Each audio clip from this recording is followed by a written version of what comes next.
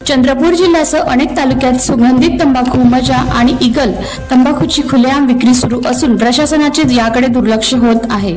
सिंदेवाही शहरात सुगंधित तंबाखू मजा आणि ईगल या प्रतिबंधित तंबाखूची खुलेआम विक्री सुरू असून स्थानिक पोलीस प्रशासन याकडे कानाडोळा करत आहे। आरोग्यास घातक असलेले हे उत्पादने सर्रासपणे विकली जात असून याला अटकाव नाही। शहरात अनेक वितरक हे सुगंधित तंबाखू मजा आणि ईगल तंबाखू मोठ्या प्रमाणावर 2 चाकी व 4 चाकी वाहनाद्वारे वितरित करत आहेत। पान सामग्री विक्रेत्याच्या नावाखाली लाखोच्या तंबाखूचा बेकायदेशीर व्यापार सर्रास सुरू आहे। दररोज लाखोच्या किमतीचे सुगंधित तंबाखू सिंदेवाहीत पोहोचत आहेत आणि थेट पान ठेल्यावर विकले जात आहेत। अनेक तस्करही या कामात गुंतलेले आहेत, मात्र अजूनपर्यंत पोलिसांनी कोणतीही ठोस कारवाई केलेली नाही। स्थानिक नागरिकांमध्ये प्रशासनाच्या या उदासीनतेबाबत तीव्र नाराजी आहे।